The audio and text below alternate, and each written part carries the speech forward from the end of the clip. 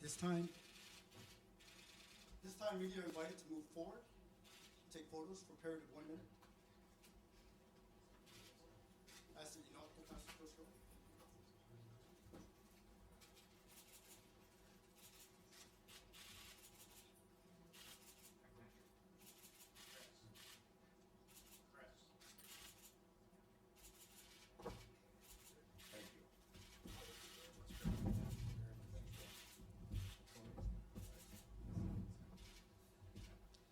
At this point in time, I would like to invite the Honorable Rob Nicholson, Minister of National Defense, to say a few words. À présent, j'aimerais inviter l'Honorable Rob Nicholson, Minister de la Défense nationale, à prendre la parole. Well, good morning, ladies and gentlemen. I'm very pleased to be here with United States Secretary of Defense Hagel. Today we are making a positive step to enhance our two nations' long-standing relationship as partners in defense and security. There is no greater or closer friend or ally to Canada than the United States. Our two nations have long had a shared interest in the defense and security of our continent. But as the global security environment grows ever more complex, we are also continue to seek ways to work together beyond the hemisphere. Canada has long recognized the importance of Asia. Its continued peaceful rise depends not only upon economic growth, but fundamentally upon its security and stability. Both Canada and the United States share with our Asian partners an interest in promoting stability. And this drives our efforts to maintain and build on our history of joint cooperation. Alors aujourd'hui, nous avons signé un cadre de coopération Canada-États-Unis en Asie-Pacifique. Ce cadre servira de fondation sur laquelle nos deux pays s'entendent pour coordonner les activités avec nos partenaires d'Asie dans des secteurs d'intérêt commun. And so today we signed the Canada-US Asia-Pacific Cooperation Framework. This framework provides the basis upon which our two countries agree to coordinate activities with our Asian partners in areas of mutual interest. It's the latest example of how we work together. Before I give the floor to Secretary Hagel, let me say once again how glad I am to welcome the great many distinguished participants to the Halifax International Security Forum. In bringing together so many key thinkers, policymakers, and practitioners from like-minded nations around the world to discuss ideas and share insights on important global security challenges, it's clear that Halifax is more than just another conference. It is truly a forum for ideas. I look forward to the forum and discussions over the next few days, and I would now like to turn over the floor to my colleague, Secretary Hagel. Merci, Minister Nicholson. Rob, thank you, and good morning. On a day when all Americans are remembering President John F. Kennedy, I am reminded of his speech to the Canadian Parliament in 1961. He said, "The warmth of your hospitality symbolizes more than merely the courtesy which may be accorded to an individual visitor.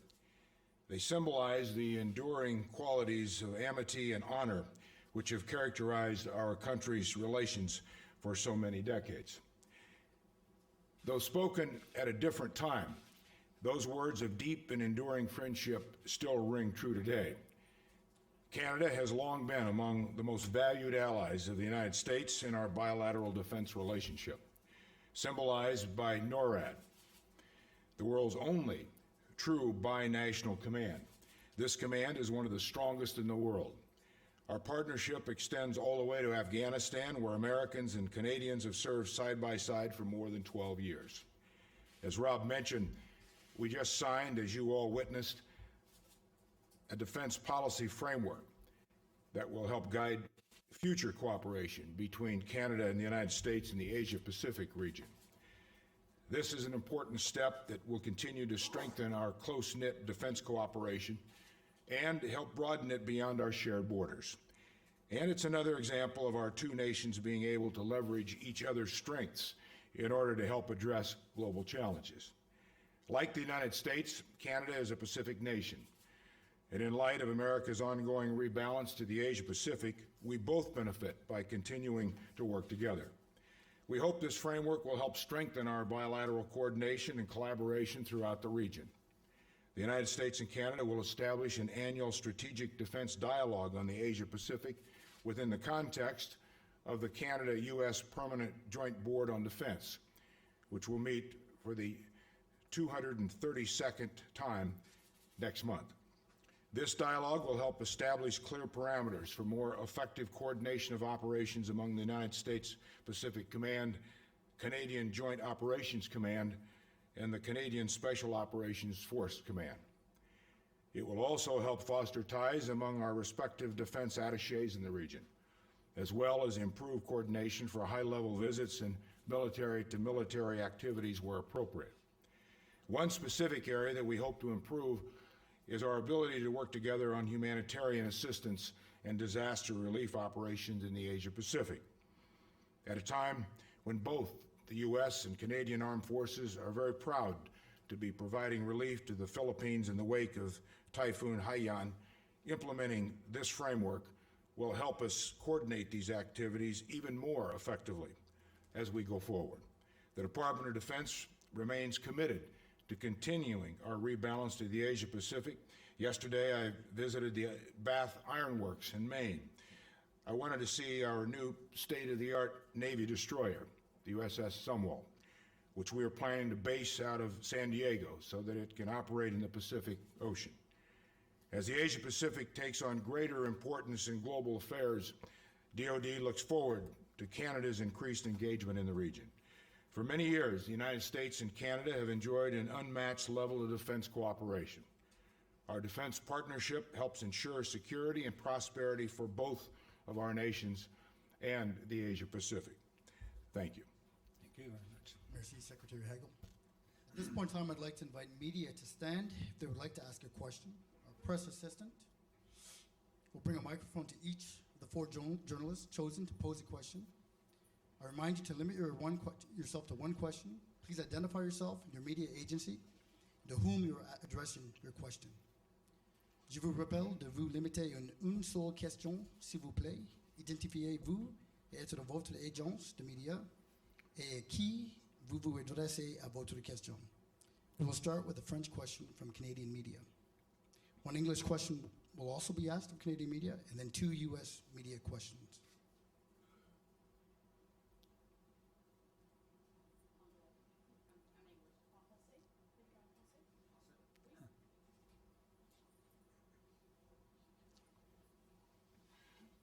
Bonjour, Monsieur Nicholson. Ricky Landry de Radio-Canada. Juste pour savoir, dans le nouveau cadre de collaboration que vous avez signé aujourd'hui, ça serait quoi le rôle du Canada? On sait que les États-Unis sont en train de redéployer leurs effectifs aux États-Unis, en Asie, dans la région du Pacifique, vers Guam, Hawaï, tout ça. Mais pour le Canada, ça serait quoi? Je suis Ricky Landry de Radio-Canada. On sait que dans la région du Canada-Pacifique, quel est votre rôle? L'interprète a manqué la plupart de la question parce qu'on me parlait dans l'oreille. Je m'excuse. Pourriez-vous répéter la question, s'il vous plaît? Yeah, what will be Canada's role? Non, en français, s'il vous plaît. OK.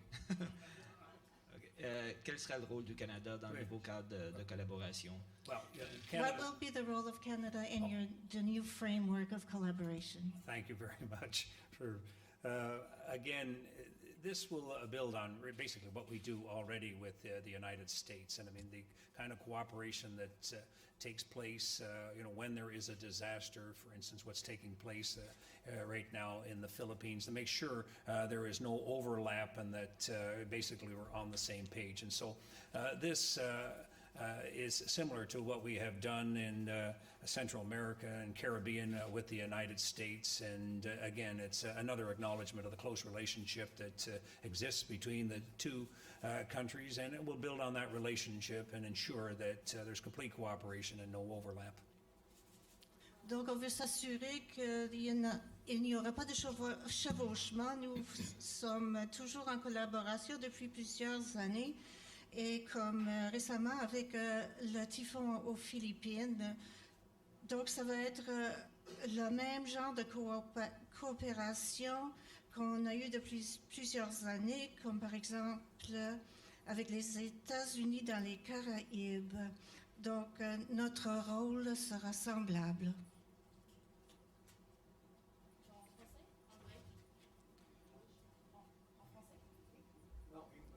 Okay.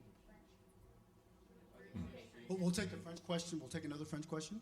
And I would ask that when you're asking your question, just please keep in mind that the interpreter is going to have to interpret. So just break it up into small parts, please.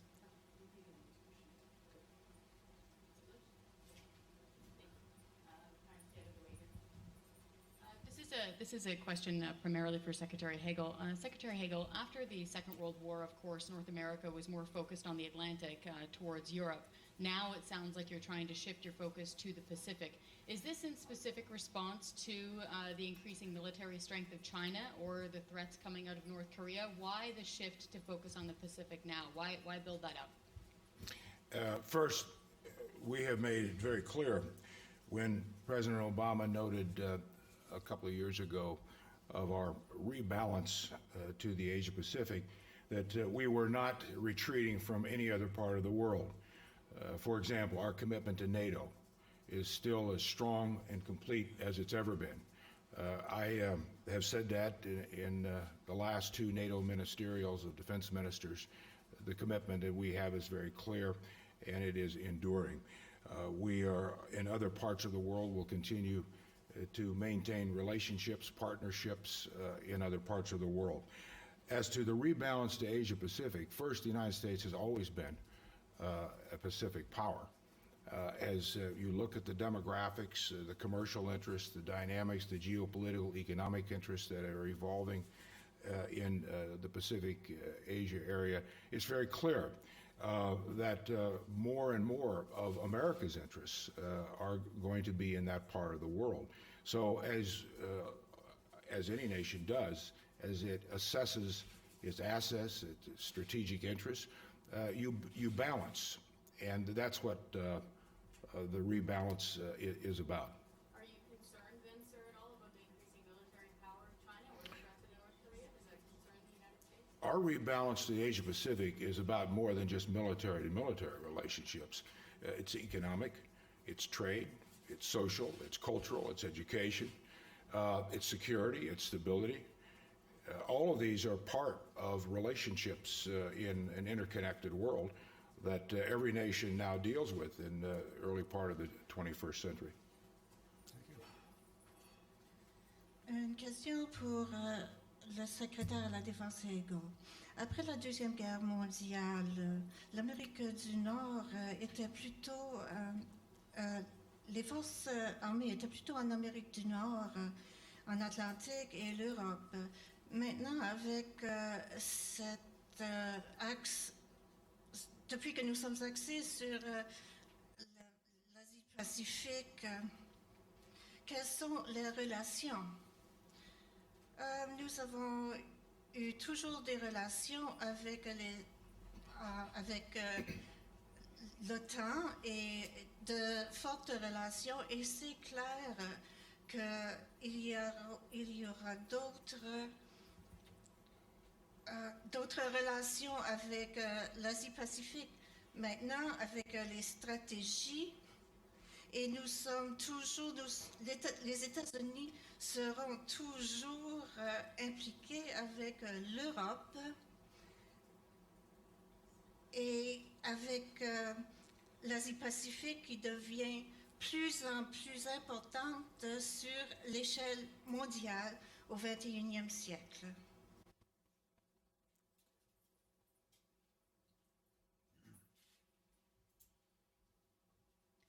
Lolita Baldor with the Associated Press. Mr. Secretary, this is a question for you. Afghan leaders said again today that they're not impressed with U.S. deadlines and that they still intend to wait until after April to sign the BSA. Is that your current understanding of where things are right now? Une question pour le secrétaire à la Défense, M. Hagel. Je viens de l'Associated Press. On a reçu de l'information que les leaders de l'Afghanistan ne sont pas impressionnés avec les échéances Donc, quelles sont vos réactions là-dessus? Have you reached out to any of your counterparts or any Afghan officials about this over the last several days? And can you tell us at what point does the U.S. start planning to withdraw from Afghanistan if they don't meet what you said yesterday was the deadline by the end of this year? And have you talked to other allies here? Are they concerned? Est-ce que vous avez communiqué avec vos collègues de l'Afghanistan et quels sont les plans des États-Unis pour se retirer de l'Afghanistan si l'échéancier n'est pas respecté? Leah, about 3 parts to the question. Let me start with this. I don't set the Secretary of Defense deadlines for nation-to-nation relationships. That is up to the elected leaders to make those decisions. So that's first. Have I been in communication over the last few days with counterparts and others? I'm in constant communication with our leaders, General Dunford, who has been involved in this effort day to day, hour to hour, for many weeks, many months, with his counterpart, Ambassador Cunningham. I spent the day with Secretary Kerry 2 days ago. This was a topic that we discussed, and I continue to discuss with Secretary Kerry and others. As the current understanding is, as the state of play, I think everyone knows the comments that were made by President Karzai. We continue to work with President Karzai and his government. Afghanistan is a sovereign nation. As President Obama has said, Secretary Kerry has said, I've said, we respect that sovereignty. And if there is to be an agreement going forward with a post-2014 relationship, that bilateral security agreement must be enforced before certainly we can plan as to what kind of mission would we have, what do the Afghan people want us to do in helping them with their security and their future, as well as our NATO partners and ISAF partners. But without a clear understanding in an agreement, it will be very, very difficult for us to plan, certainly for our partners to plan, not only what then would be the acceptable role if the Afghan people want us there, what would that require in terms of men and women to conduct and carry out that mission. These are big missions. These are complicated missions. We have talked about, as we have been and continue to plan for a post-2014 presence in train, assist, advise, counterterrorism. When I was Rob and I both, at the NATO ministerial a month ago in Brussels, long discussions about NATO's continued involvement. So we need a clear understanding of what is the relationship and what do the Afghan people want us to help them with before we can commit. But that decision and what commitments are not Secretary of Defense's commitments. Those will be President Obama's, and that's as it should be in elected democracy. So if that answers your questions and helped, thank you.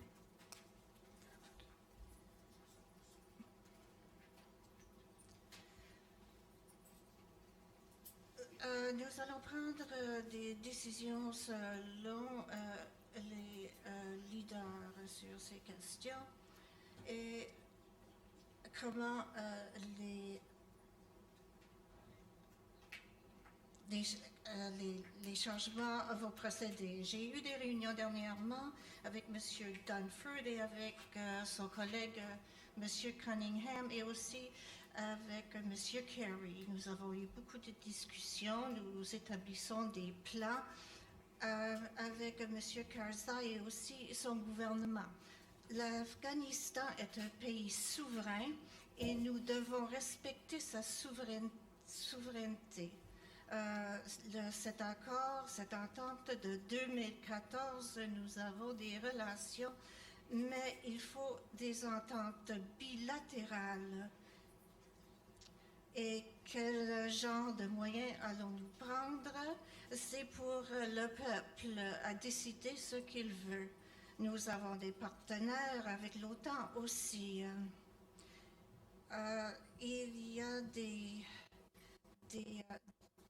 discussions à avoir sur le poste 214 et la position à prendre sur le terrorisme. Nous avons eu des discussions à Bruxelles récemment et c'est une question pour le président Obama à régler et avec ses relations. Donc ça dépend du président Obama. Hi, Phil Stewart from Reuters. Thanks for doing this. To both of you, what do you think that Karzai is up to here? What do you think his what is this brinkmanship all about? And specifically to Secretary Hagel, on Iran, as these negotiations progress, what is if anything is the United States going to be doing to change its readiness, its posture, its planning to act? Is there any change? Thank you. Well, I might say with respect to Canada's continuing engagement in Afghanistan, the government of Canada has been very clear that we will be scheduling a pullout in March of 2014 after 12 years of engagement. We have been very clear. The government of Canada has indicated it's prepared to contribute over $100 million in the years after 2014 to assist the National Security Force of Afghanistan.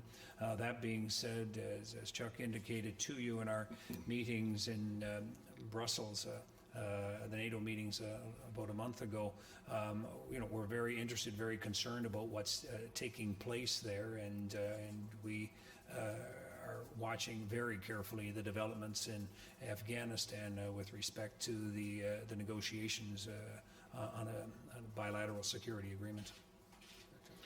My only additional comment regarding your question, Phil, concerning Afghanistan, and then I'll address Iran.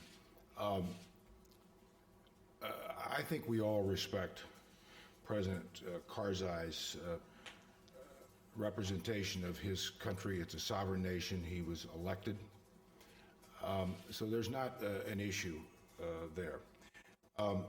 But at the same time, if the United States is going to continue to be asked as a result of a mutual agreement to play a role in Afghanistan, then we, the United States, the leaders of this country, on behalf of the people, and in particular the men and women who have served there and who make tremendous sacrifices there and have over the last 12 years, have to be assured that there will be protection for them as they conduct a mutually agreed upon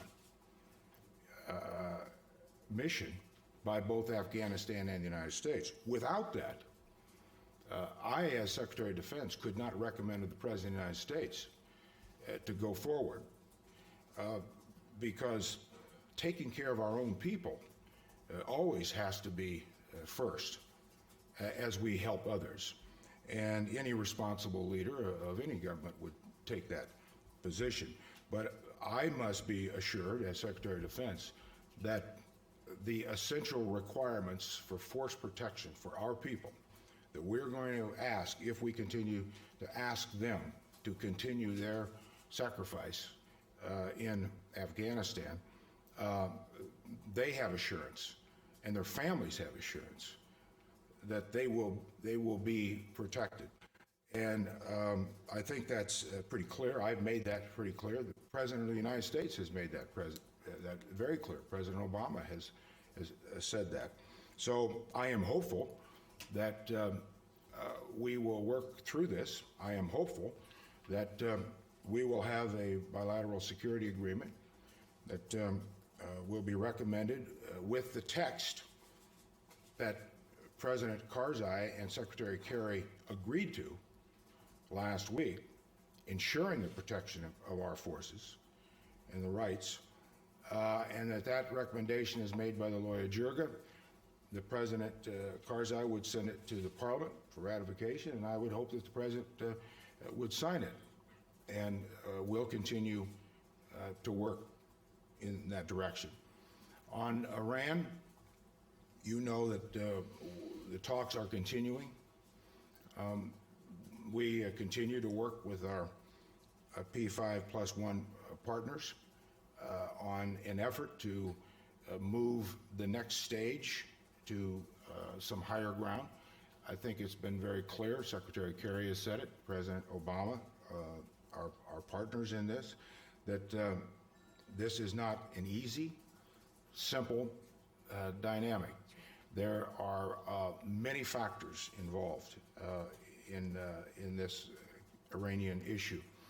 But if we can continue to make progress, as we are very clear-eyed and recognizing the dangers and recognizing the threats that are real, with all of that in mind, as we are approaching this, then I think we are responsible and should continue to explore the possibilities of some kind of a diplomatic solution that achieves the objectives of our interests and the interests of our allies, not just in the Middle East, but in Europe, in the world. So that process continues, and we'll see how the results develop. Merci, messieurs. La période de questions et réponses est à présent terminée. That concludes our question and answer session. As mentioned before, we now ask the media respectfully remain seated and allow the ministers to be escorted out of the building. We thank you for your cooperation with this.